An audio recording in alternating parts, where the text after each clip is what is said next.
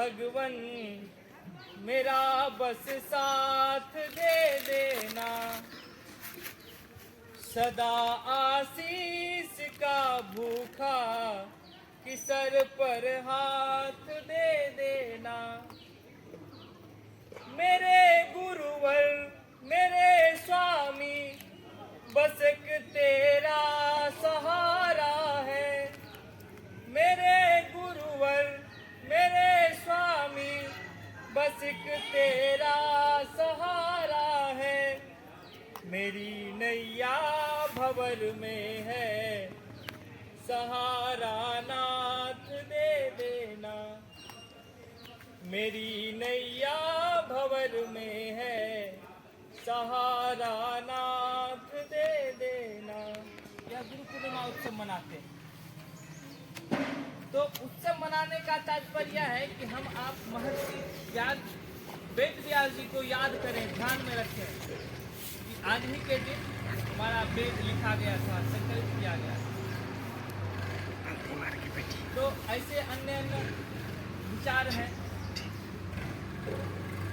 परंतु जब हम ध्यान में लाते हैं गुरु शिष्य परंपरा सही है, परंतु संघ में गुरु पूर्णिमा उत्सव क्यों? और संघ में और अपने सनातन संस्कृति में, भारतीय संस्कृति में गुरु पूर्णिमा का, गुरु और शिष्य परंपरा का उत्सव बहुत महत्वपूर्ण रहा। यदि हम पूर्व काल की बात करते हैं तो उस समय भी गुरु शिष्य की परंपरा रही है। जिस प्रकार अभी वर्तमान समय में हम लोगों के पास कॉपी है, कलम है और अन्य सामग्रियां हैं पढ़ने के लिए, ज्ञान अर्जन करने के लिए, लेकिन वैदिक काल में कॉपी और पेंसिल नहीं हुआ करता था। उस समय ज्ञान को हम आप सुनकर ग्रहण करते थे और ऋषि मुनि जो है उनको सुनकर ही बताते थे, बोलकर पढ़ाते थे, ध्यान में दिलाते थे। तो उस समय जो है वेद को श्रुति कहा जाता था। तो इस वेद आप हम कहीं पढ़ते होंगे तो वेद को श्रुति भी कहा गया। श्रुति कहने का तात्पर्य यही है कि उसको सुनकर हम आप ग्रहण करते थे, सीखते थे, उसके मूल तथ्यों को समझते थे, इसलिए वेद को श्रुति कहा गया। फिर ध्यान में आता है गुरु शिष्य परंपरा सही है, परंतु यह गुरु पूर्णिमा उत्सव का आयोजन क्यों? तो कोई भी उत्सव केवल मनोरंजन के लिए नहीं होता है, उसका प्रासंगिकताएं होती है। हम आप कोई भी उत्सव मनाते हैं तो उसका कुछ न कुछ उद्देश्य होता है और बहुत सारगर्भित उद्देश्य होता है, उसको हमको आपको समझना चाहिए। तो कई जगह कई हम आप पढ़ेंगे, कई विचारकों का कहना है कि, और यह तथ्य भी है कि गुरु पूर्णिमा उत्सव अपने महर्षि वेद व्यास जी का, उन्होंने पहले क्या था कि सुन के हम लोग ज्ञान को ग्रहण करते थे, लेकिन उन्होंने उसको जो है लिखित किया और जो है ग्रंथों में समाहित किया।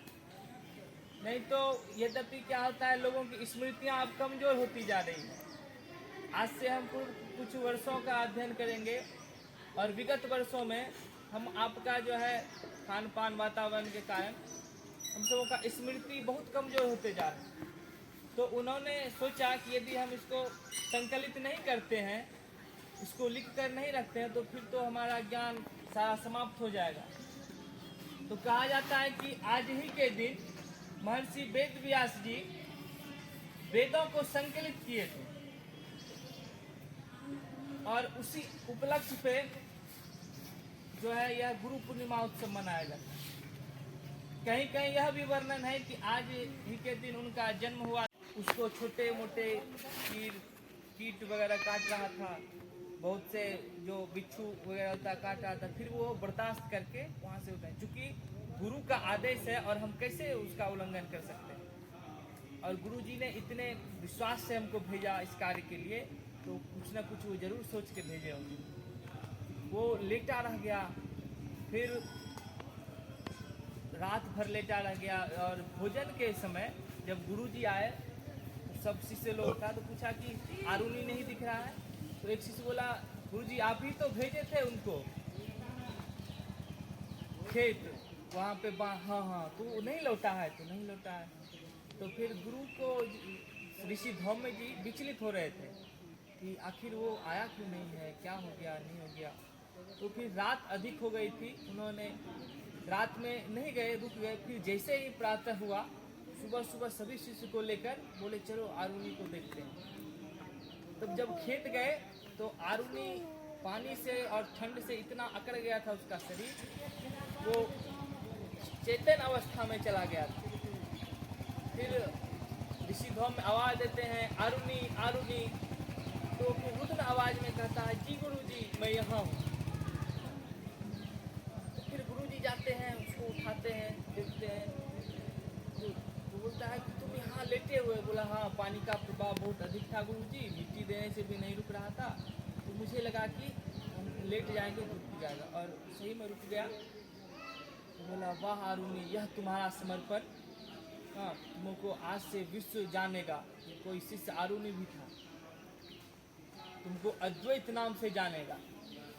और अद्वैतवाद और एकांतवाद के उनको उपाधि भी दिया गया शिष्य आरुणि को। और ऐसे ऐसे शिष्य हैं, समर्पण हैं। कहने का भाव तात्पर्य यही है कि हमारा गुरु तत्व के प्रति समर्पण, निष्ठा का भाव होना चाहिए।